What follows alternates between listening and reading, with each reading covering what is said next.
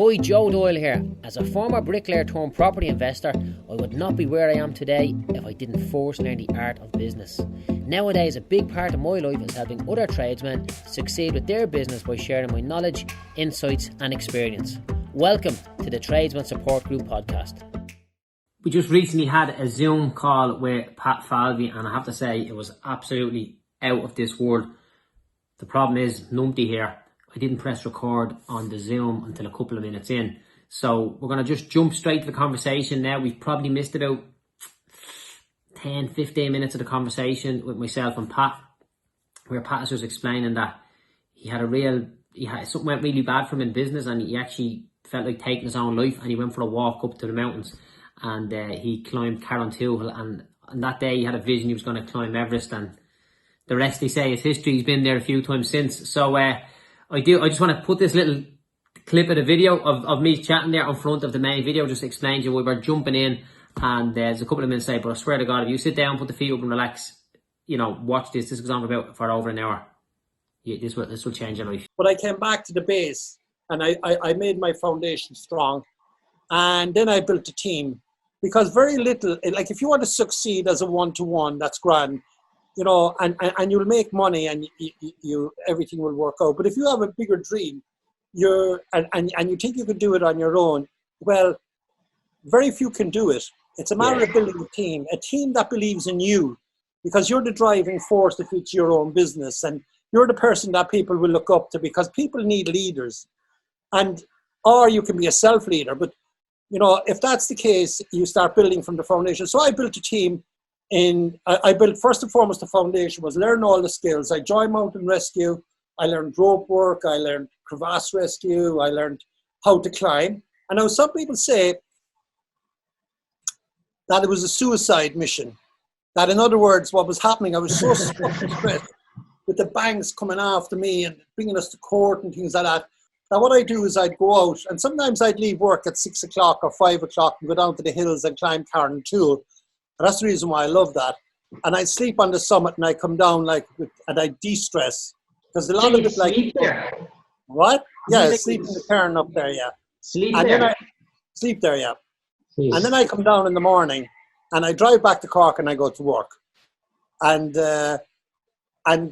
it's amazing, like, how it relaxed my mind. And like, if you have problems, right, the thing is to stop beating your head off the wall. Like, you just have to step away from it so that you can look in, because a lot of the time, in perspective, when you're in distress, you can't see it. Like, you can't really identify who you are yourself. So by getting away, like, I came up with suggestions like, and that would solve my business problems.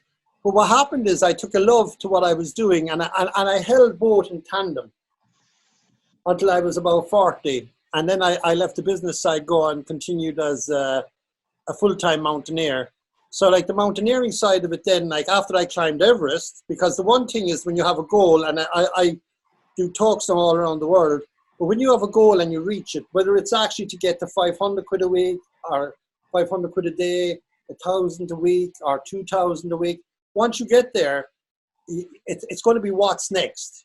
Yeah. And you better be prepared for it, because when you have a what's next, you can keep moving. And like, people say to me now, like, I've done 155 expeditions. My last film, 82 million people seen the film. And I'm a bricklayer. And that's what amazes me, like, because I lived in a council house, a 6 foot by 6. I couldn't read properly until I was 30. But it's like, if it's a case you want something, like, just go for it, like, and keep focused on it. And you'll get there, but you get there with help, like, by the way, and I know it's a very hard thing, because like what we're trying to do, like, is condense a lot into tonight. Oh, for sure, yeah, and that's why I wanted to ask you a few specific questions, So you had this life-changing moment, you climbed to the mountain, and then you said, right, I'm going into this.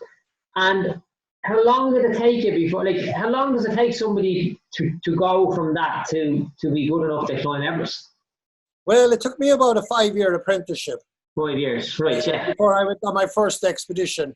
Like, I learned all the techniques, and then, like, we went to the Himalaya, it's amazing, like, and who said it there earlier that he was in the Himalaya? Alan, isn't it? Alan Kingsbury was in the base camp. Yeah, and like, like, do you know what I did actually, like, which was amazing? I went there to find myself. You know the way they say to him, like Nepal, like is a place like where all the hippies used to actually. I had longer hair at the time. You know, with a smoke pot in Dubar Square, and I went out anyway to think like I'm no longer a capitalist, right? Okay. Right. This is back then. Yeah, because I was very ruthless. Like there's no getting away from that fact. I probably wasn't even a nice fucker, you know. But the thing with it is, when I went to the Himalayas, I went there to find myself after my, like, you know, but there was my suicide attempt, trying to take my life. Then I started climbing, and I started loving climbing, and then I started to interact with different cultures. When I got to Nepal, my idea really was I'd go out and I'd drop out into Dubar Square. And what is Dubar Square for someone who doesn't know about it? What is Dubar Square?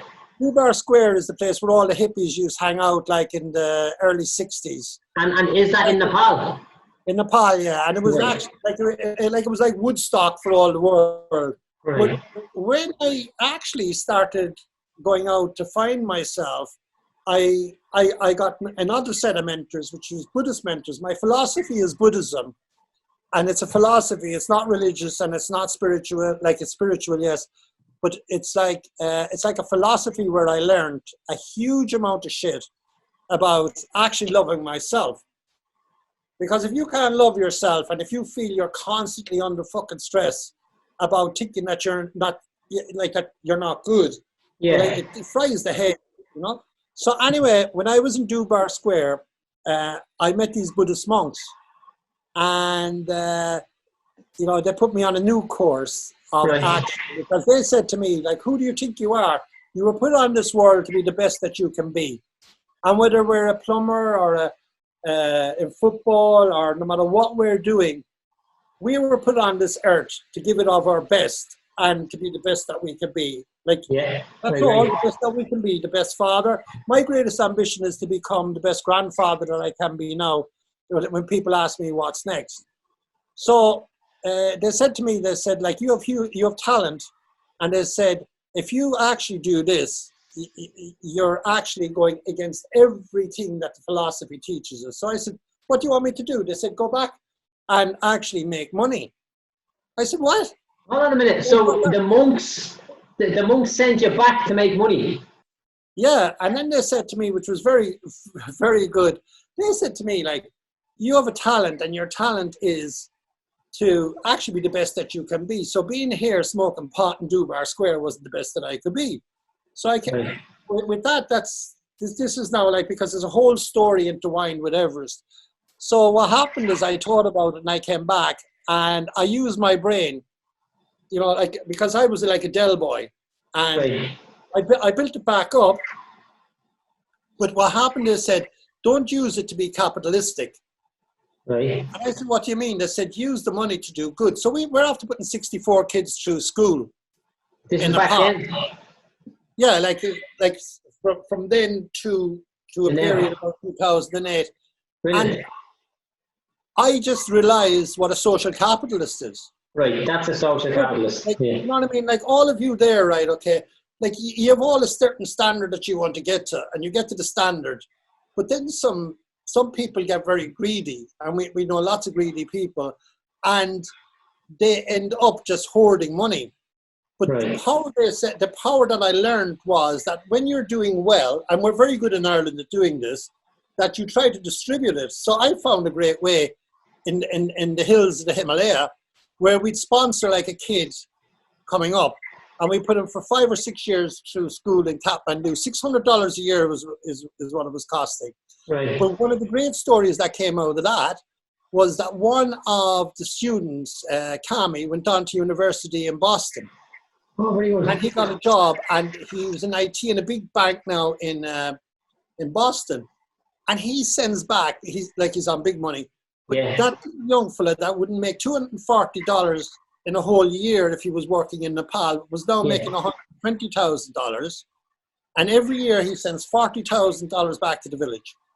Brilliant. That's life-changing for the village then. But that's life-changing. So, like, I think what happened with me is that, culturally wise, right, okay, when I went broke, I was a bit fucked up.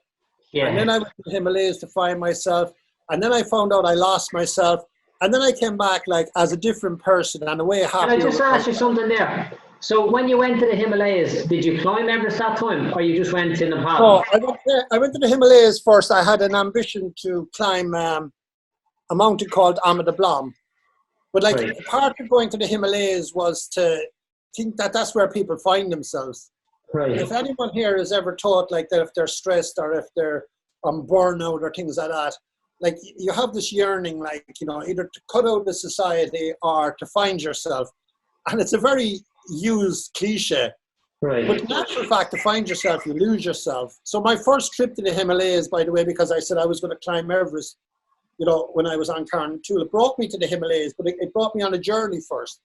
So in the Himalayas, I went out and into the central Khumbu. This is where the Sherpa is, and anyone that has been there know about, you know, the Sherpa people. They're the people from the east that came across from Tibet and they settled there. And like one time it was known as Shangri-La, you know, in the sense of where, like someone said they were there, like up in Tangmosha, where the monastery is, and it looks like Shangri-La. And I went in and I climbed this amazing mountain. I was climbing Amada Blam. And it was 6 of us, and it was 6 rookies like that never did anything like this before. And we were ridiculed on the Irish mountaineering scene, but we became the first ever team to succeed on an expedition mountain. But when I was on Amada Blam, right, and this is where the journey is, I looked straight across at Everest, and I said, I'm fucking coming back to climb you. 2 years later, I was on Everest. Brilliant. And that time, 1993, I was about a day and a half from the summit, and I was recruited. Like this, I still can't believe this. But we were recruited to do a project with NASA to measure the radiations on the rocks of Everest for a friend that I made, Carl Hines. He was an astronaut, and he was designing the suit for the guy that was with us to jump out of the border of space. So here is this Norrie, or like the north side of France, out on Everest on a NASA project, to design a suit for a fella to jump out of the border of space. And I said to myself, how the fuck did I get here? And I never forget, on that occasion, like, I was out and there was this guy here, and I went into base camp, and he was a world athlete, they call it, weightlifting champion. And when I came on to base camp, this frail fella from the north side of Cork City, a bricklayer that had a dream, he was doing one-hand press-ups. And I said, oh my fuck. There's no way I'm going to match up here. 2 weeks later, the guy came off down off the mountain crying. He couldn't take the stress. No way. Yeah. Haven't got it in here. I was off, and I was saying to myself, and I was having no problems, like, you know. But again, it goes to the fact you can look at somebody and you can say, I can't do what they can do, but you have no idea what they're going through or how their headspace is. Yes. If you have a good headspace, you know, you can literally do anything. Do anything. Yeah. That's basically what I actually try to teach, you know, like the people that I mentor or coach or do stuff like that. In other words, is like, don't care what anybody else thinks. And, you know, we're all conditioned, by the way, you know, from the time we're born. When we're born, like, we have no coding in us. You know what I mean? Like, it's what's going to happen from there on in that makes us who we are. And it's the conditioning that makes us that. And that means our mentors. It could be our mother and father, you know, grandparents. My grandmother had a huge influence on me. She didn't want me to go to school. She just wanted me to sell. It might have served you better. It did. Yeah. I left school. Brilliant. So can I just ask you just a few specifics just about, I love details, right? So the specifics of, you know, what do you need to do to climb Everest? So let's just say we were going to leave today, right? Assuming we have the skill set, right? And I just want to say one thing. So lads, if you're watching on Facebook, will you jump over onto the Zoom, because we're chatting with Pat Falvey here. He's telling us all about his Everest story. Click the link there in the description and pop over onto Zoom. So let's just say, you know, we were trained up and we knew what we needed to do. What is the logistics of it? Like, is it you have to buy a permit to climb the summit? It's 24 Yeah, to well, 20. this is a big problem. Like the permit is about $10,000. Right. Now, when I went there, like for instance, the two occasions, once I paid 15,000 in total because Right. I was trained professionally. Like I was nearly as a professional climber, and the second time because they fucked up on the first time, like my team, it was only 7,500, believe it or not. Right. Okay. They So, look after you. but the first thing is that you must have the self belief. I'll give you an instance like that. Yeah. Here I was ready to go, and I always remember coming home to my dad and said, "Dad, I'm going to climb Mount Everest." And he goes, "Son," he says, "for fuck's sake, that's very dangerous. You could die." One of four was dying at the time. Yeah. And then people were saying to me, "You're going to die." And I started kind of thinking to myself, "I'm going to die." So Yeah. I was going to back out of it until I actually realized that tree lived. Yeah, that's a fair point, yeah. So, like, what I then did, like, and I did the same, like, in a lot of stuff I've done. I started questioning, like, how they lived, who the people that died, why did they die, how did they die, what areas did they die in, right? So Yeah. once I was all trained up and I had the confidence that I could climb, they were bombarding me with psychology then, like, and the fact that they were telling me I was going to die, and it was feeding into my subconscious. My subconscious was making me have the fear of failure, the fear of ridicule, the fear of shit being thrown at me. So I had to actually sabotage my own subconscious to believe that I could do this. Right. And like, this is what's needed for most people. Like, sometimes you have to sabotage your subconscious to believe and go for something you want. And tell me a little bit about that, sabotage or subconscious. Tell me, how do you do that, and what does that entail? well, the first thing that it entails, like, my goal and my dream, like, was to climb Everest, right?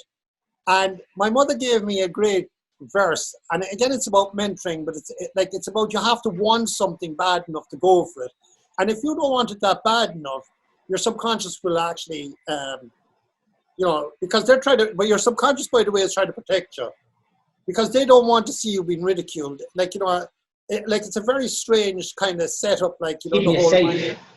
I've been doing a lot of stuff on the mind for many years. Like, I've lived with 32 tribes as well. But We'll come to that.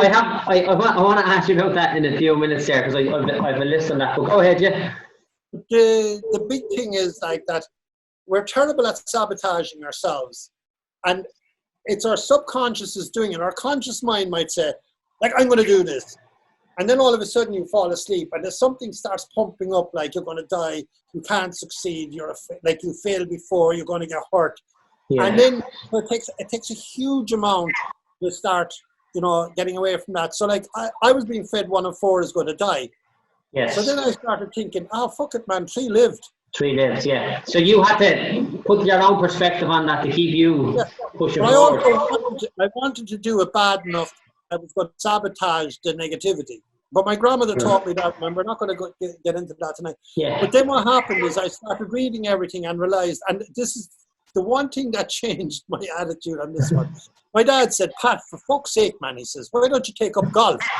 Right. And I go, "I want to take up golf, Dad." He said, "Look," he said, "mountaineering," he said, "it's so dangerous, right? Okay, you're going to die if you keep going." Anyway, I picked up the Cork Examiner the following day. Frontline page was, "Golfer dies getting hit by golf ball." I said, "Well, fuck my boots." I'm not taking up golf. Right. That put an end to that argument. I know people do take up golf, but the thing with it is, for me at this stage, it convinced me, like, that, that was you for can you. do anything. Yeah. And therefore, but then on the same side of it, I owed a responsibility then to those that I was doing this, because remember, my responsibility when I was a business, I lost everything and nearly dragged everybody with me. I now realize that I had to train hard, become that apprentice, learn everything about, so I bought all the books. I bought about 100 books on Everest. I learned all the rope skills. I learned, like, not alone did I have a plan A, I had a plan B, I had a plan C, I had a plan F, if it's a case, like, at the different stages. So I actually not alone learned the skills, I learned the psychology, and then I looked at Everest and I said, "Fuck it, man, that's like a big elephant." So to get to the top of it, I said, like, I'm going to eat the elephant. And the only way that you eat the elephant then is taking it out bite by bite. One bite So at a time, yeah. goal, like, you know, like, it's no use, like, if you have a big goal and you're looking at 2 years out what your goal is, well, then you break it down. And you can break it down to the week, the quarter, you know what I mean? Like, so there's 4 campsites on Everest. Like, so there's a camp 1, base camp, camp 1, 2, 3, Can I just ask you on that one, Pat? So take us step by step, all 52 step members, step by step. We're at Dublin Airport. Where do we go? And what's each benchmark that? Well, at Dublin Airport, like, when you're climbing the likes of Everest, you have all your family out there and all your friends, and they're all crying, and, like, you know what I mean? They know, like, the statistics, and they know, like, that this could be the last time they see you. Yeah. You're also looking at them, and you know this the last time that you might see them as well. Yeah. And on one occasion, but we're not going to get a chance to get into it now, but one occasion I was actually reported as missing, presumed dead, and all my family for about 7 days, like, were not. And where were you? Anyway, the big thing with it is, so now, like, there's also this in your head, because you're looking at them, you're hugging them, you're kissing them, whether it's your son, like I have 2 sons, and you're kissing them and you're saying goodbye. You also know that you may not be back yourself, but you have to now believe that when you leave that airport and you wave them all goodbye, subconsciously you have to believe you can do this. Back. Yeah. You're coming and where back. Where are you flying to? You fly into Kathmandu, which is at about 3,000 feet. And this is an amazing place for anyone who wants to go. Like, it's my spiritual home. Right. And Kathmandu is the capital of Nepal, isn't it? The capital, it's the only Hindu kingdom in the world, capital in Nepal. The Hindus and Buddhists, like, live in harmony. They have 2 amazing cultures. And so, like, then I started learning about the culture. But, like, here I am in Kathmandu. We go to Everest. Right. We're shipping 25 ton of stuff, right? I had to learn at that stage, like, you know, to eat 6,000 calories a day. Now, my Antarctic trip is 9,600 calories. The Everest one is 6,000. So you can imagine it's quite a lot of food. You have to train yourself to be able to eat that amount of food, to keep the energy, because you're like a steam train, like when you're carrying those bags at the time, because we were setting out the ropes, we were doing it all the traditional way. And so then you get to Kathmandu. I'm taking notes here of the journey. Yeah, Dublin to Kathmandu then. Kathmandu, Bucket Man. This is amazing. And Alan probably be able to tell you as well if he was there. Like, you get on this flight. It's the most dangerous flight on planet Earth. Right. And you fly to Lukla, which is at about 8,000 feet. What's it called? Lukla. Lukla. And then you actually, it's a half an hour flight, but you fly into mountains like I'm flying here, right? And then you're coming up against the mountain and the plane turns, right? And then Everest and the whole Himalaya are in front of you that we're going. And then, like, the pilot kind of dips and he actually flies down like this. And there's a runway below, which is called Lukla Airport, right? And the runway goes uphill. So he comes down, hits the runway and goes uphill. And at the top, there's just a big cliff face, a solid rock wall, you know? And it's like it stops. But I've done this about... Is it a small plane? I've done this about 60, 70 times. And, you know, it is what it is. It's an adrenaline rush, you know. And the way I look at it a lot of the time, look, you can get killed actually going out and step off the side of the curb and get hit with a bus. So, and like I've had over 2,000 people now, like, into this airport and up through the Khumbu area. So where do we go? So that's Lukla Airport. Is it small plane? Small plane, a short plane, fits about 15, 18 people. Right. With that and all your baggage, you're all crushed inside in it. And it is, I actually get so excited when I hear about it, because now you're going into the central Khumbu. This is where actually Shangri-La would have been, you know, at one So stage. it's from Lukla to Khumbu, yeah? Well, like, you're in the Khumbu at this stage, you're in that general area, right? Okay, right, gotcha, yeah. But then you spend the next 10 days walking through this most amazing valley up along the Duvkosi, and then along the split between the Sun Cozy and the Dove Cozy, you're actually, you walk downhill initially, you sleep down like at the bottom below Lukla, and then you start going up again. So it's a 10-day walk. After Factingma is Namche Bazaar, but on your way in, this is amazing, because you're following the river, but on either side, the mountains actually protrude to the sky. And you feel like you're in a heavenly place. And so then that's the first kind of feeling you get. But more than that, as indistinct of any other mountains, like I've climbed mountains all over the world, like in big Himalayan ridges and big, like say the Caucasus. But the difference here is that it's a living community.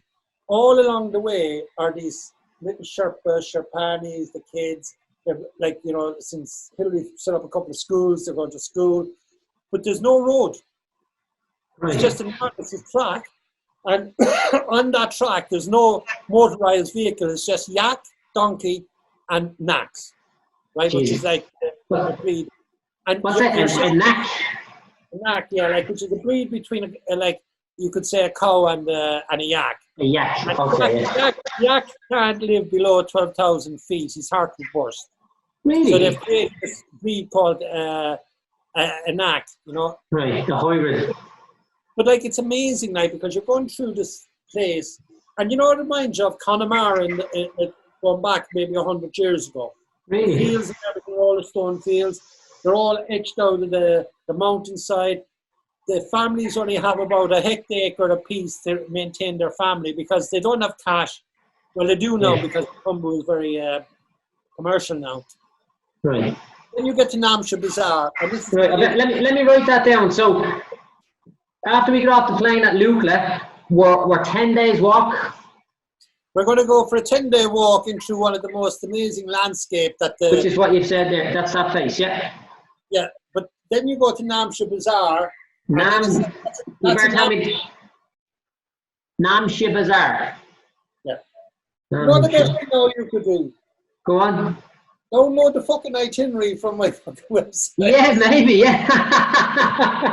Yeah, that's a fair point, yeah. Because I just like details, I just like details. By the way, if anyone is interested, here you are. Send the link in the chat here, yeah? Yeah, I'm just going to do it there. Fucking I can't see. I'm going fucking blind. I have to put on my glasses.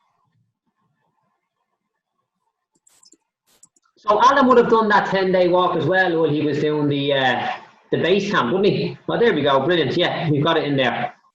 Yeah, patfalvey.com. Sure, we may as well continue on. We're not getting this far, but if you can add in the next week. So we're in Namche Bazaar. So then you spend 2 days there, but this is an amazing place because this is the trading post between Nepal and Tibet. And this is where that the Tibetan people cross the Nang Pala, and some of them are killed by the Tibetans. Like I was on Chaoyu as well, and I seen them being bang shot, trying to get across to get to their Dalai Lama. And really? and then but all along the way, on top of this, there's all these beautiful monasteries. There's all these prayer flags. Om Mani Padme Hum, like thousands of times they're fluttering in the wind and they're calling on spin wheels and they're all etched into the rocks. And it's a mantra that you're saying when you're going in there along these narrow kind of paths and places, right, up against these gorges. And so there's a whole spiritual aspect as well as you're doing this, like the mountains are protruding to the sky, highest mountains in the world, sometimes covered in cloud.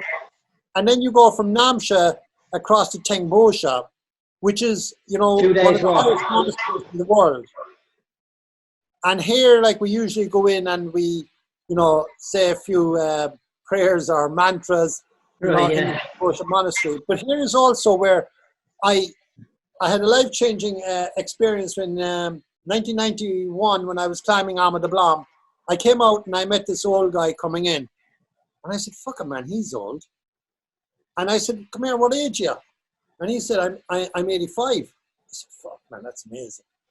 And I said, where are you going? He said, I'm going to base camp. He's climbing, yeah. Where'd you come from? He said, he came from Scotland. Jeez. And I said, what do you do? He said, I'm retired. I was a coal miner. A coal miner? A coal miner. A small pension, right? So I said, fucking man, I've got to talk to you. I was in my 30s at the time. And since then I formed the Forever Young Club. But I went into the tea house, and this is how people can influence you. And I was just mad to get his story, because I could see myself as this 85-year-old tromping the foothills of the Himalaya. Right, yeah. And then this group followed them in, like say we were a group here now, like, and we were the group. And so this group came in and sat down, and this woman sat down alongside me, and her name was Jane. So I was fascinated. So Jane went away, and I said to John, as if I'm saying to you, Joe, hey, come here, who's your one? Yeah. And he said, that's my girlfriend. His girlfriend. Right. 85? Yeah. Fuck. But I just want you to think of it like just for a second, right? Okay. And you're all thinking different ages. I see you with the headphones there, like your name isn't up, but I can see you smirking, like, you know, you're thinking like she's 23 or 24. Well, she's fucking not. So I said, what age is she? She was 79 on her next birthday. 79. She's gone to base camp as well. He told me then for 3 months of every year that I said, how'd you meet her? And he said, I didn't take up hill walk until I was 65. Jesus. I retired as a coal miner. And he said, I met Jane when I was 70 and she was 65 and she was a school teacher. So, you know what I mean? They're two ordinary jobs. Yeah. And then he said, for the last 15 years, she plans a trip for 3 months every year, and they went to the Himalayas. And I said, what? Oh, brilliant. Yeah. And I said, how'd you do this? And he said, like, it doesn't cost a lot to live out here. So she planned the trip, and they rented their 2 houses. Oh, brilliant. That's paying for them to be there. Yeah, I was paying for them to be there, and it was cheaper. And then I says to him, I started thinking then, I said, one sec, it's 10 days walk in and out, you know, not a few days, 19 days. And then I'm saying, well, one sec, like, this is, like, what, where are you now in your trip for 3 months? He said, this is the end. And I said, well, where were you? And he said, I was in Tibet and I was in Mongolia. And I said, like, when I got to 50, I set up a thing called the Forever Young Club, which is for 50 to 90-year-old adventures. So, lads, if you're not 50, you have to wait. It's not applicable. We'll come back on that in a few years, you know. But can I continue on? Can I talk to you just about and I had a lot of questions, but we'll put them aside because I want to hear this, right? So we flew in, we walked for 10 days, we're seeing these beautiful places, and I just have these visions of, like, you know, like really sheer-faced mountains with small villages in the middle that haven't changed in hundreds of years, like. Well, it's changing. Like, I became the first person in the world to climb Everest north side and south side, and the two very different aspects to it, right? Right. Tibet is it's a more remote. Like, you know, when I went in 1991, the Kumbu was very remote. It's got more modern now. Right. But like the thing that always excites me is we're following in the footsteps of, you know, these amazing earlier explorers like Hillary and Tenzing, like Shipton and things like that. But as you're going, like, the one thing that's noticeable is these, you know, cathedrals. And all I can call them, like I often say when I'm in the mountain, it's my cathedral, right? It's where I go to pray. It's where I go to meditate. It's where I go to be grateful. I'm thinking, like, amazing. But what's amazing is the fact that one time these mountains now that we're traversing over were one time at the bottom of the sea. And the top of Everest was at the bottom of the sea. And if I was, you know, like, I have a fossil, like, it's about this size. And I got it at 28,000 feet in the dead zone. And to think that that fossil was at the bottom of the sea. So, like, as you're going, and if it's a case, you know, the history and the energy and the power of nature, like, and we talk about nature, like, at the moment we can see it all coming back, like with the cold, with the you can hear the birds, you know, like we're giving the world time to breathe again. And to think, like, I'm now walking in the foothill, like in the foothills of the Himalayas, we're at the bottom of the sea. It was and learning what I did about Buddhism, it becomes a very spiritual experience. And then when you get to base camp, and now you know, with all your yaks, like, I'll give you an instance, we had... Before we get to base camp, Pat, how far, like, what does it involve to get to the base camp? Is that the 2-day walk from Namche Bashir, is it? No, well, it's about, like, what you do is you spend 2 days there, 1 day in Facting, then you go to... What's that 1 day, what, sorry? In Facting, like, that's the base at the bottom of the base. Right, the base, okay. you're not going to get all of this. Like, you're not going to be able to do the itinerary for 10 days. You can download it. Yeah, for sure. Yeah. But the thing with it is, you're moving in, and the landscape is changing. It's becoming more barren. Then as you're going into, like, as you're coming in, like, so you go from Namche Bazaar, Tengbosha, like that holy monastery, which is actually like where the Rinpoche, one of the Rinpoches, like the second in command to the Dalai Lamas. Then, like, you're going from there up to Farisha or Dingbosha. Dingbosha is like an Irish settlement. An then Irish you go settlement? to like, it's like an Irish, like, it's all these small stone fields. Right, gotcha, yeah. And their main growth, like, is potato, like, it's a stable diet, potato. But then, like, you move from there, then up to Lobische, which is called the shithole of the planet Earth, right? Like, the tea houses there are not nice. And then you go to Gorakshep, and then you go to base camp. And that walking then, like, is, and you have to take it from a point of view of someone like me that have a passion for this, about, like, the creation of this place. But what's amazing is that with the global warming and climate change, and I'm out there now, like, since 1991, fuck it, man, it's changing. You see the difference, Like, the glaciers have fell 200 feet. While I was in the Antarctica, there's the sizes of whole countries, the size of monsters just calving off. Massive global warming, climate change. Greenland, like, I've crossed Greenland. Like, like, are you concerned for climate change? What? Having seen as much of the world as you've seen, are you concerned for it? I am, of course, but, like, the way I look at that is we better not overstress it, like, because we have to live in this world, right? What are people going to do? Like, are people going to stop buying fridges, like turning off lights, using internet, stop flying, right? The simple fact about it, and I've lived, as I said, with 32 tribes as well. When we were going back in time, right, okay, this is us. We came out of the water, and we actually were like this. And then we went, And now here we are, like, on the technology.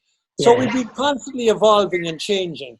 And I don't care what anyone says, like, that I'm hugely concerned about global warming, climate change.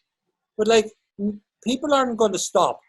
We can see at the moment, it's the first time, like, that people stop, like, all the flights are closed down and things like that. But, like, the minute it's finished, they'll all be back again. You'll all have your cars. You'll all be putting diesel in it. You'll all be going flying to Spain and France and down to the Himalayas, and it'll open your minds, like, to the beauty that and the cultures that are around the place. So we're not going to stop. Yeah. So I often think, like, that, if we're not going to stop, we have to adapt to change. And, like, that's a big thing I believe in. We can go forward more, but we're talking about global warming at the moment.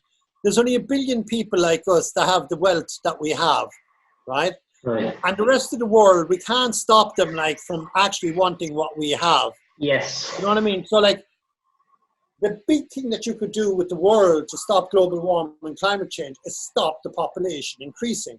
Stop having babies. Like, when I was actually a child, the population was 2.5 billion. Yeah. Now we have 7.5 billion. And by the time, in 20 years, hopefully, before I die, we'll have 15 billion, right? Yeah. And what are we going to do? Starve the whole fucking lot of them? Yeah, for sure, turning on if we give them all one light bulb, we'd be as, like, you know what I mean? Yeah, whereas that's all they have. We do have to actually, be concerned about the planet, and we do have to get our carbon emissions down. But we're still going to put equivalent to when I was born on every 10 years onto the population. Right? Yeah. Look, we won't solve that here, right? So we get to base camp. Let me ask you, because I want to know, we get to base camp, how long does it take to get to what's the next stage after the base camp? How long does it take to climb? And, like, is it a very popular point, and then, right, any further than here, you're in the summit and you have to have your permits and all? Is that the way it works, is it? Yeah, well, it's, you do, yeah.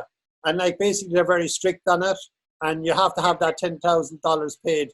But then you're going through this amazing place called the popcorn field, like, to go to Camp 1.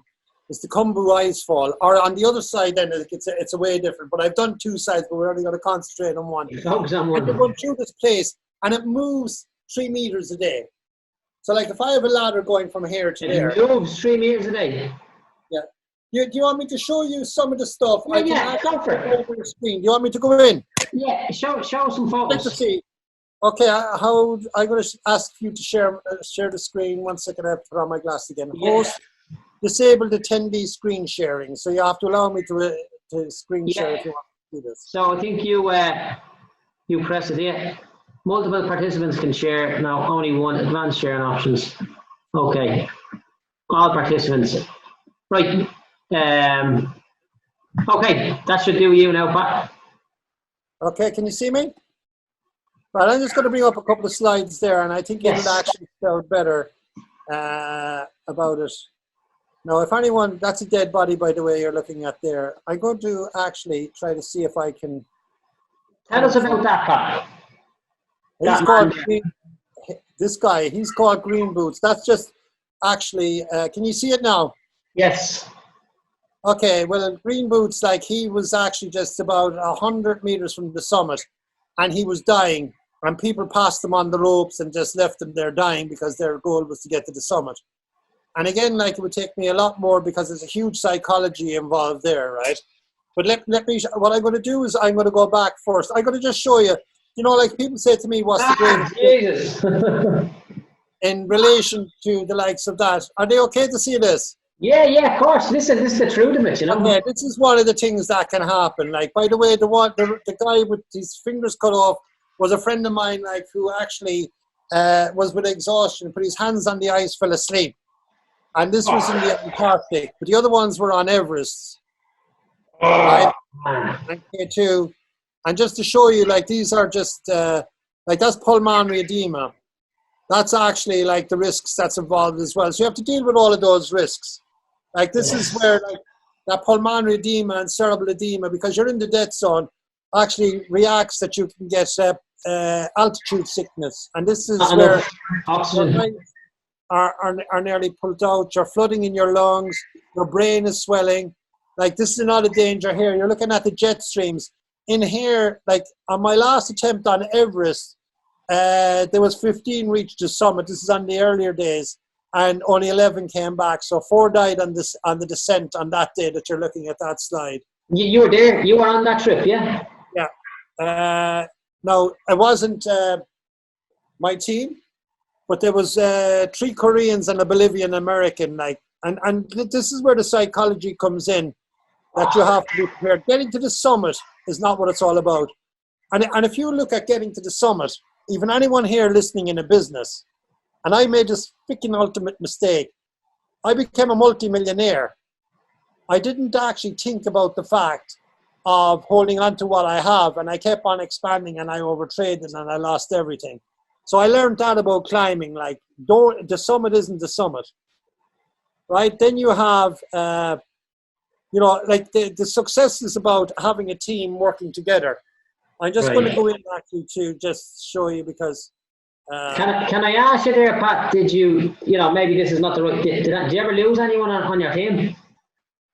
No, not on my team. Like, well, Karl Heinz died, that American astronaut. But hi, Dad. My dad is just after walking into the room there. So. Tell him I said happy birthday. Dad, Joe said happy birthday. He's 86. Thank you, Joe. Yeah. Happy birthday, Mr. Falvey. The whole thing with this is that, like, people say to me, and you're asking me, how do you climb Everest? By the way, if you look there, if you can see it, I'm just going to increase the slide. Yes. You can see base camp. Yes. Can you see it? Yeah, down the bottom there, yeah. People think you go from the top to the bottom, like, and that's it. It's not. You go 12 times to camp 1, stocking out food, 7 times to camp 2, 3 to camp 3, then to camp 4, and you're prepared and you go to the summit. And then you have to realize that the summit isn't where it is because you're now in the death zone. And amazing, like, you have to come down like to camp 4, camp 3, camp 2, camp 1, back to base camp. And you haven't actually succeeded until you get back down there. Yes. Now, 50 climbers that I have climbed with, like, have did making mistakes of not getting down from the summit. 50 climbers have died. 50. I have 50 of my colleagues who have died in the big mountains, right? But like the thing with that is, this is actually at the severe end of stuff. But like you can see here, like, you know, I won't go through all of this, but that's Carl. He died on an icy grave. We were doing a project measuring the radiations of the rocks for Carl NASA. Yeah. And Nish Bruce was a friend of mine who was going to jump out of the border of space. But Carl the astronaut died and we had to bury him out there. His family couldn't even get him back. That was in 2003. Can I talk to you about that? He died on that expedition, didn't he? Yeah. He actually, you can see like he was about 62 at the time, my age now, like. And he actually, his heart gave up. And so we had to bury him just as we were going to the summit. Now, can I just, so you were on this group, there was you and how many people there, and that man died on that expedition? Yeah, he died at Advanced Base Camp. Oh. So he wasn't even in danger, like it's the altitude that got him. But like that was traumatic for me because as you can see there, that's 93, that was my first expedition. And I was one day about going to the summit and I came down to try to get him out of it. So I lost my summit attempt on that occasion. But that was so traumatic, you wouldn't believe it. Because now we had our first death, my first death on a mountain. Yeah. And it happened to be one of my climbing colleagues. So I learned a lot then from that. And that made me know that I was very vulnerable myself. So I had to make sure I learned everything. But you could see then, like, you know, I was back in 95. This is the summit in 93. This is the summit in 93, where 3 of us hit the summit. This guy on the left, Australian, became the youngest person. He became my partner. And he said to me, "You got experience and I have the youth." And he was only 21 at the time. And he got to the summit. Would you credit it? He's now 50, something like that. And this year he came back to me and I've just mentored him. He's just after coming back from Antarctica. He's finishing the 7 summits. He's just walked to the South Pole. He was supposed to head to the North Pole. He's already now after finishing the 7 summits. And our next project is to go to space. Space? Yeah. Now he was just a student at the time, right? Okay. And he was sponsored by his country. So, but then like, I'm going to, sorry about this now, like, because I'd end up giving the whole fucking lecture. No, listen, we're all happy to hear this. This is intriguing, you know. Are we happy to listen to Pat talk about Everest a bit more? Are you okay for time, Pat? Yeah, I'm ground for time. Yeah. I'm gonna let you call the shots on the time there. So you did promise you'd give us an hour. You've given us more than that. So you know, I'd listen to this all night. You know. Yeah, but anyway, look, I'm just going to take you through. Like, by the time you get to this part here, like where I'm in my tent, right? That's my tent. The winds are coming in at about, like, we've weathered avalanche, rockfall. We've literally, like, you know, down in oxygen.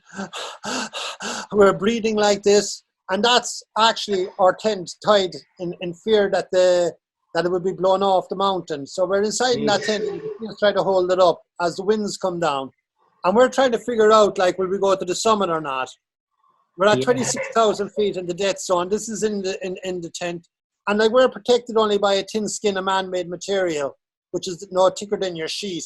This is clear, and you could see like all the Holy Spirit, like our parents are praying for us to know we're in the death zone. They're more worried about us than us. We're like at war. We're ready to go. Like we're ready to take this on. Then, like, you know, then you could see here, this is not too far from our tent. This is, by the way, a body on Everest. You could see that was actually sitting there, sliced in half. He was like a pillar of salt for a while. And then the wind came and just, because he was snapped him. And like we have to deal with all that psychology. You're saying that, yeah. Then we have to look at the fact of our family at home. Like that's Claire's father, by the way, because she is, you know, we're human. Like we have our families. My 2 sons, my mom and dad, that, you know, he's 86 now. That's there. And we know they're all worried about us. So we know that if we die like that, this will put them in total shock. And then we're ready to go. Like and we're in a godforsaken place, as you can see. And it is, I've been there 4 times. And then, like the unsung heroes, because in every team, and again, it's the same as your teams there, like, you know, you have to be very grateful for the unsung heroes. Our unsung heroes are the Sherpa.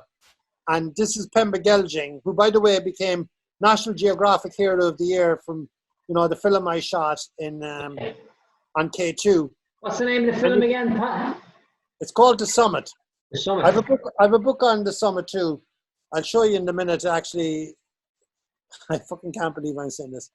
But, you know, I think of living in that 6x6 box room overlooking Cork City and a council estate of 5,000 council houses.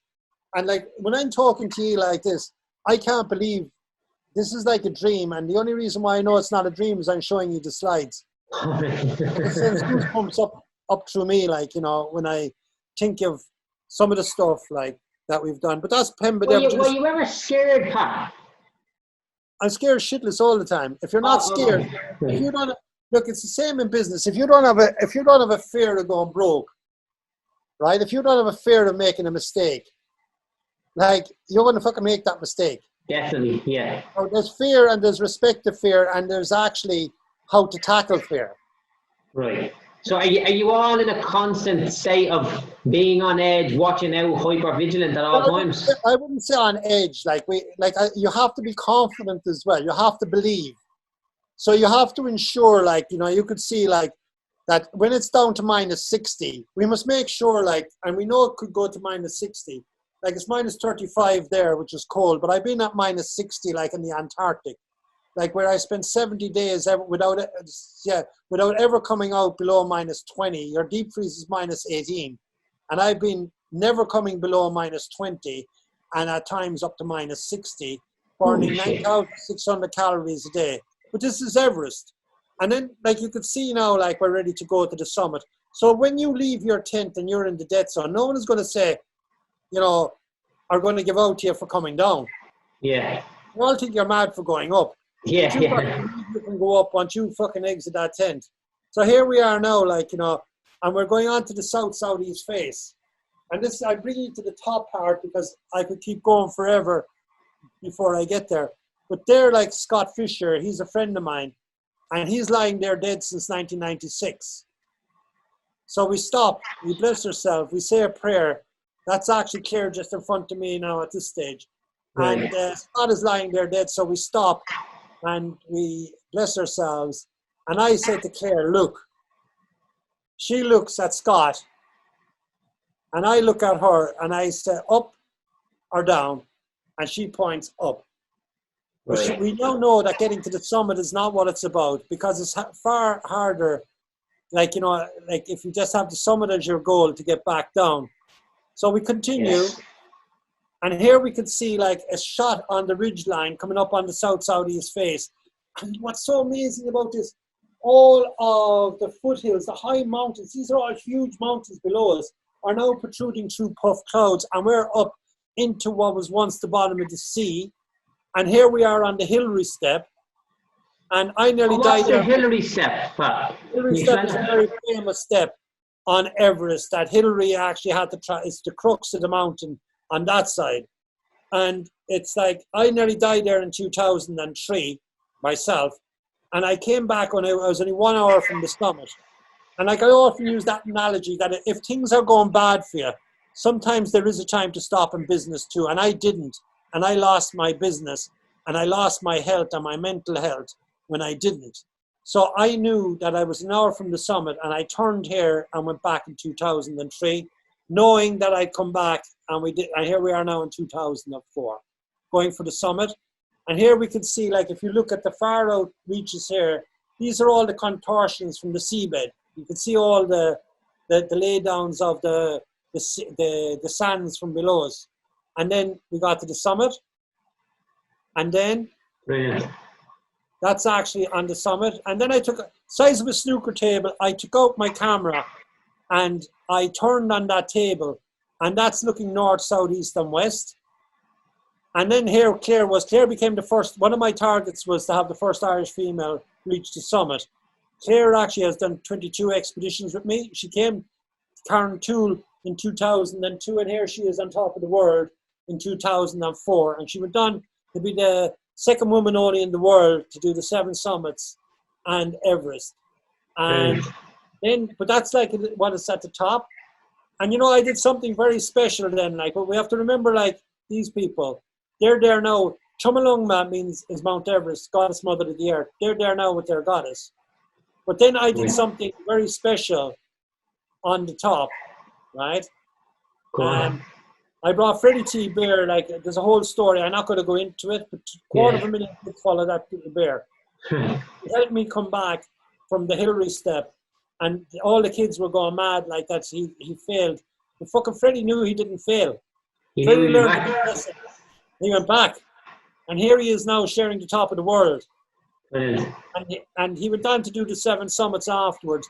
But you know, I did something very special as a Cork person. Do you know what we're famous for in Cork? Sport. Yeah, okay, right, go on. What's the sport? Gaelic hurling, yeah. Hurling, yeah. So I did something very special. Right, now, even though 4 people were to die after this, right? There's only 15 on the summit, right? Right. Watch this.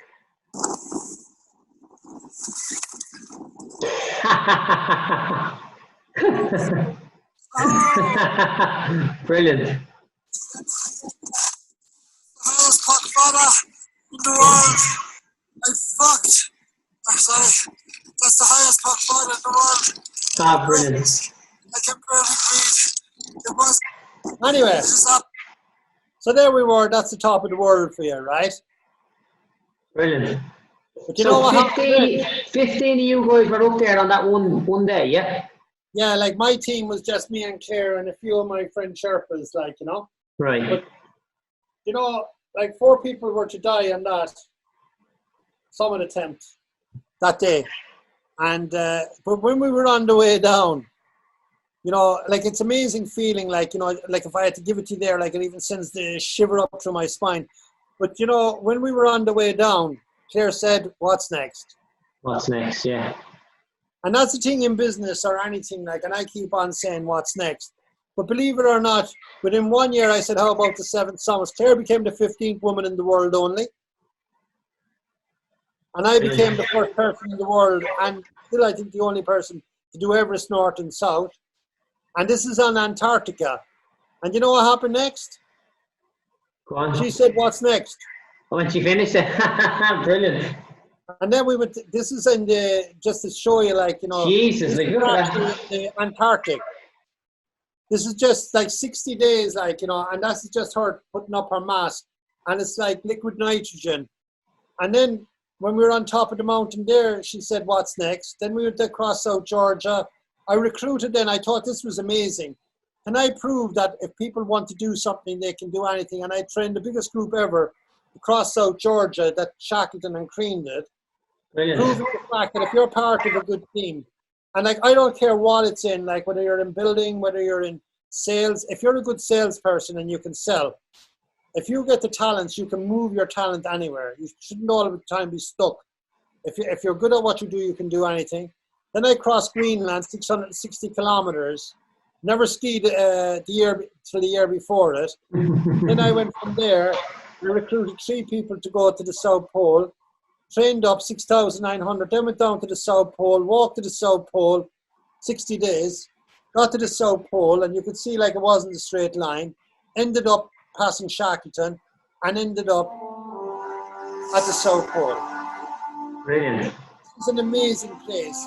This pole you're looking at there is the pivot of the world. That's it. Goes through that. All the meridians. So when I walk around that pole, I became a time traveler. And I stood at the South Pole and I stood at the North Pole, the 2 pivots.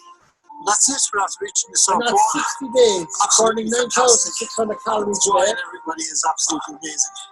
Jeez. That's what it feels like. It's beyond words. Bloody well did it. Absolutely It's amazing. fantastic. You know, there was times I didn't think we would. And we have them. And we're proud of the fact that we have done it in honour of our heroes. I think it's absolutely fantastic The first Irish female, Dr. Claire O'Leary. The But first anyway, Irish I'll move team. on from that because of the fact. But you know, when we did this, and this is about the tribe, right? When we did this, we did it together.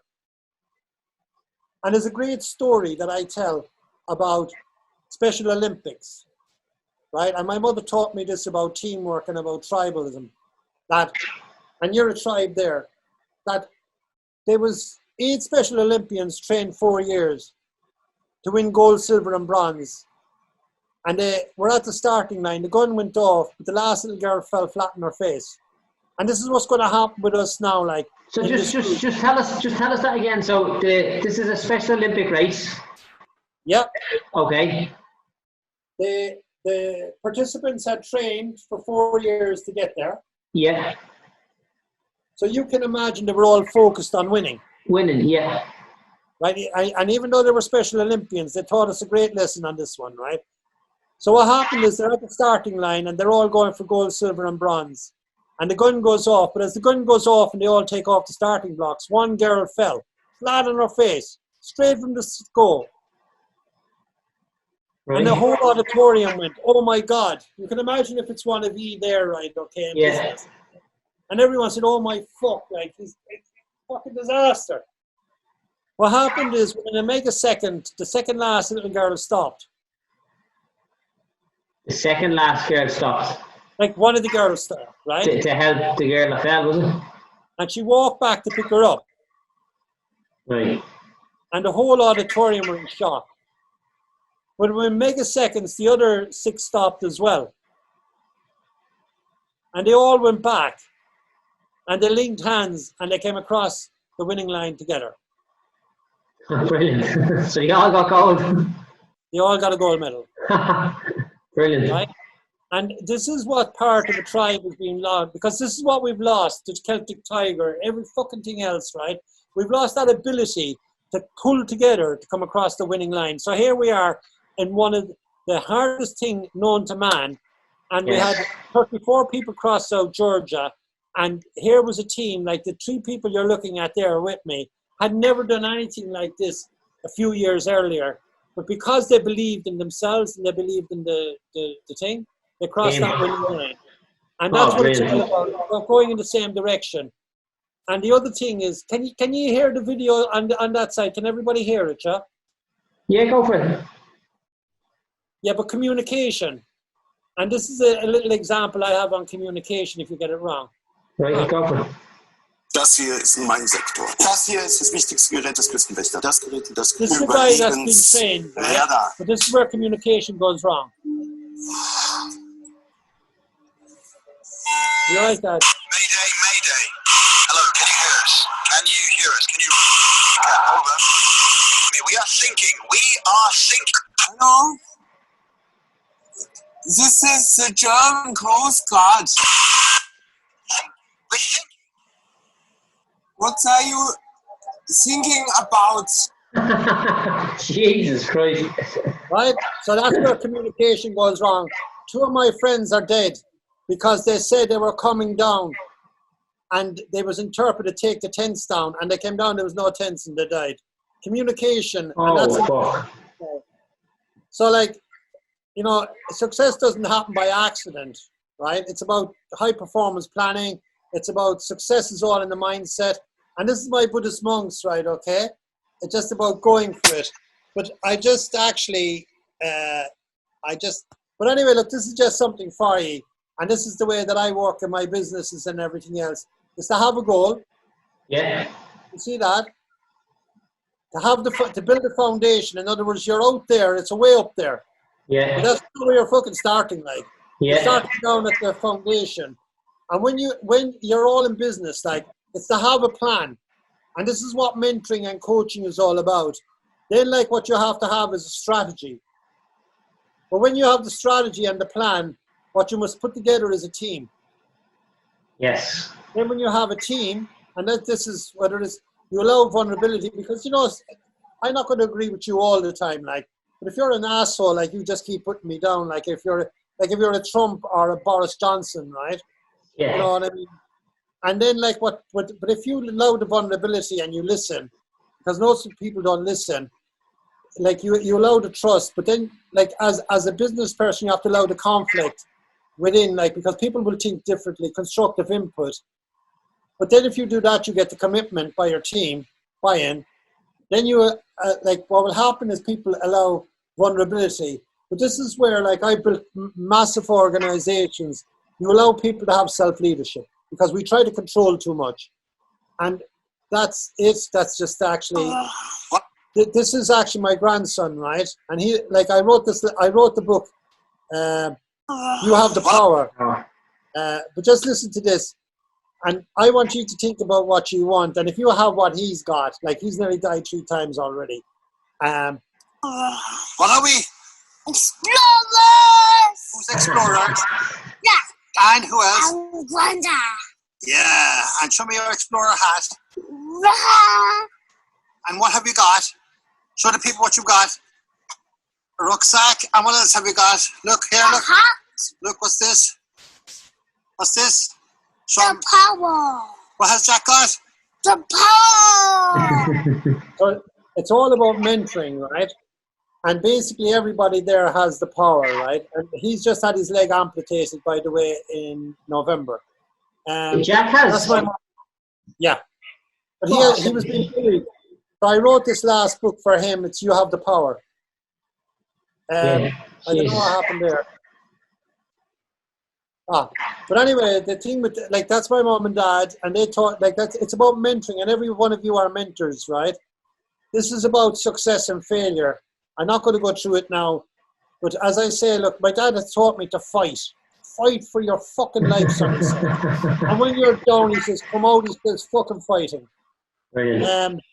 Like, these are people I mentor, like Joanne Reardon. Like, I was in our first fundraising to get her arms and legs when she was only a baby, but she's gone on to do phenomenal things. She's an inspiration. By the way, and you know, it's about people. And by the way, this is what it's all for. This is my family. This is my mother and my father, my siblings, my ex-wife, our kids, my grandchildren, my grandfather, my father's great-grandchildren and grandchildren. So that's what life is about. And these are the 3 last books I've written. I've written 7 books, even though I was literate till I was 30. All bestsellers. The summer went on to do, as I say, become an international Movie. You Have the Power is, I've been working like with the likes of Deepak Chopra. That's forwarded by Dr. John D. Martini, by the way. I work with him on leadership program. And the other one is the Accidental Rebels, because I believe, like, most people here tonight are rebels. And, like, we have to be rebels. So that's just, anyway, I won't go into the Forever Young Club or anything like that, because hopefully we'll get a chance to talk again sometimes. We can do it again another time. Pat, before we let you go, can I just give the lads the opportunity just to ask you a couple of questions there? You can do, 1 sec now. I'm going to stop screen sharing. And see. Brilliant. So if anybody has any questions there, just belt them in the comments, either a few people watching on the Facebook here, or if you're on the Zoom, and we'll get to them as quick as we can. Before By the way, I've just put up there, there's a great mindset video I just cut the other day. I Am a Mountain, right? Yes. That above, if you want to go in to see it. There's also the links to the Accidental Rebel and You Have the Power, and that's the website. Any questions? Brilliant, yeah. So we've got no questions here, that's good. Right. So can I ask you a question? Can I take liberties and be the first one to ask questions? Yeah. What's next? Well, my what's next is, the first what's next is to be the best grandfather that I can be, because remember, to do all of these things, I paid huge sacrifices in sacrificing my own family. Yes. And what happened was, and I'm going to ask everyone to kind of take this into consideration. Yes, you know, my son said, Dad, we're very proud of you, but he says, do you know what you missed?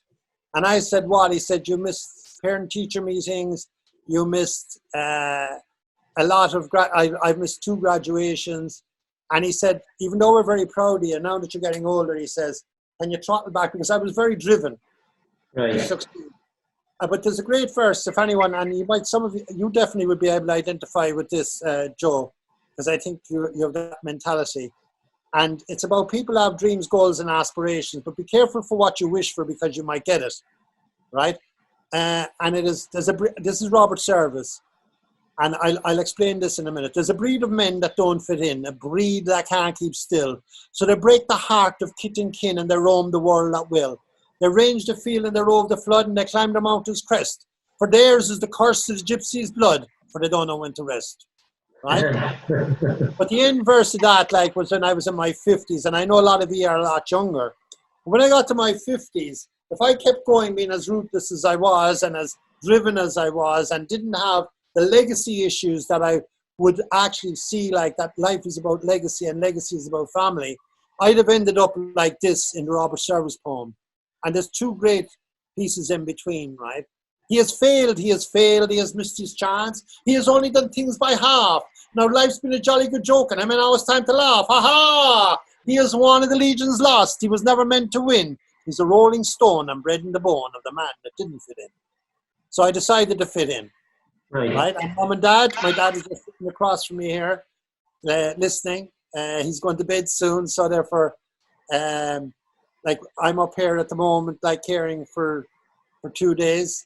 And he's learned me, him and mom and my grandmother learned me everything I know.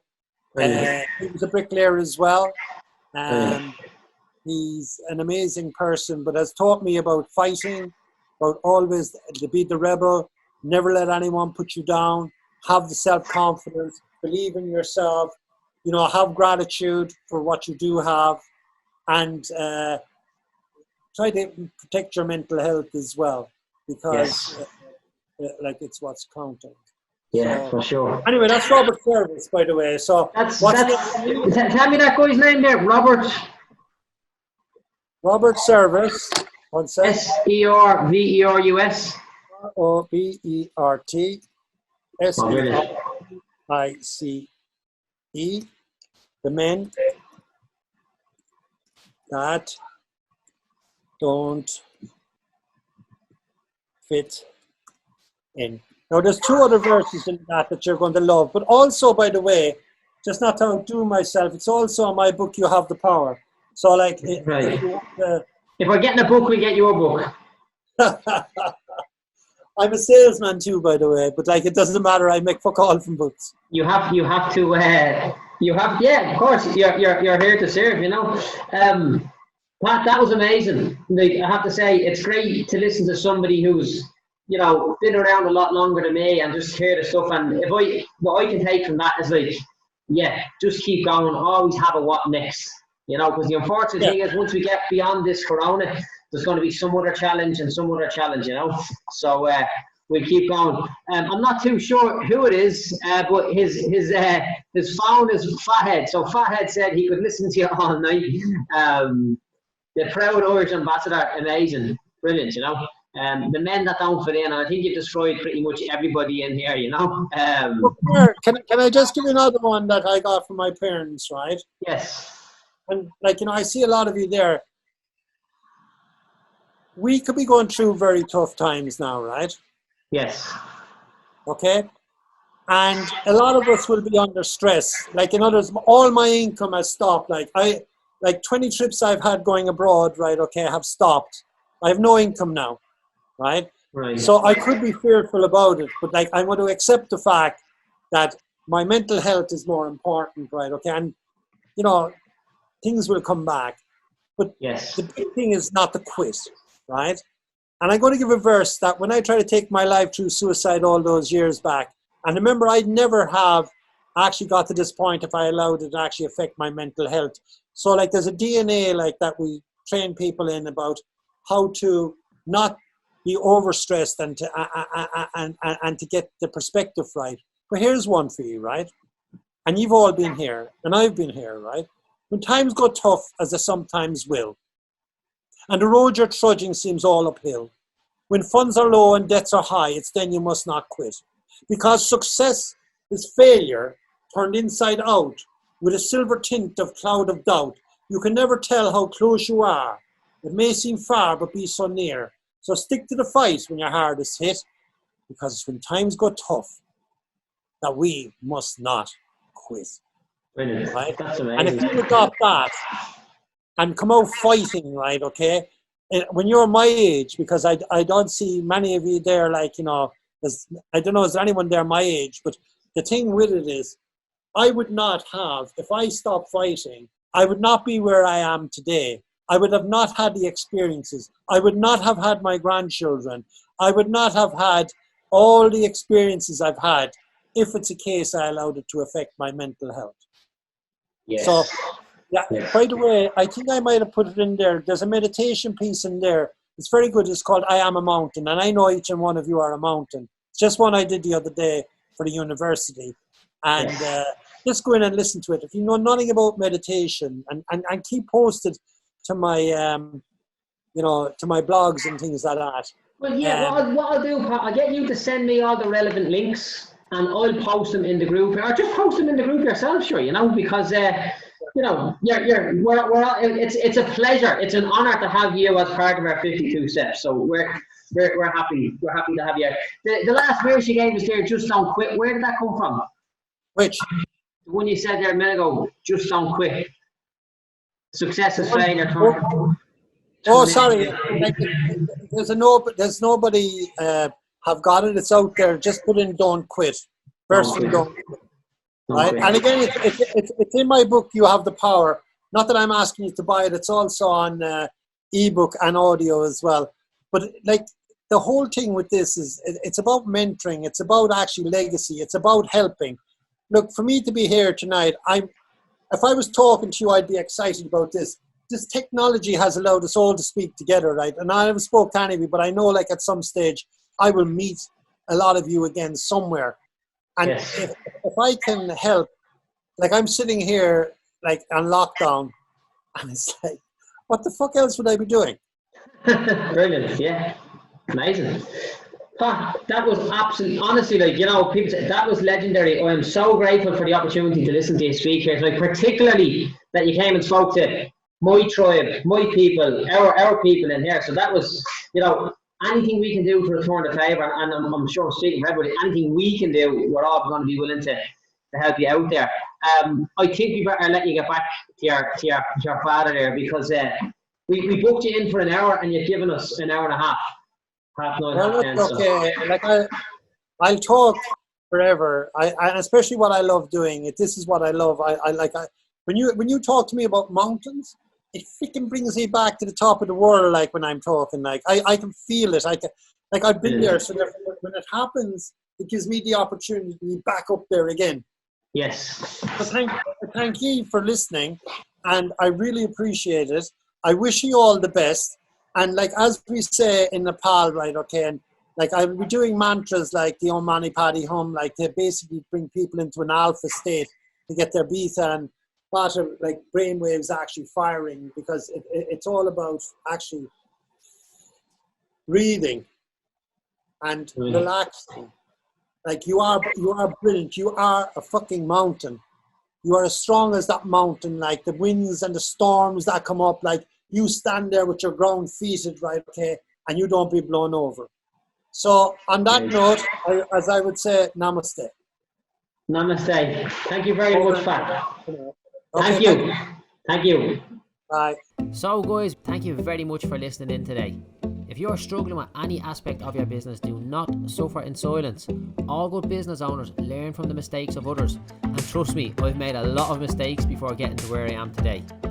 You can ask me any questions you have by reaching out to me and messaging me on Facebook by searching for the Tradesman Support Group by Joe Doyle. Thanks for listening, and I'll see you next time.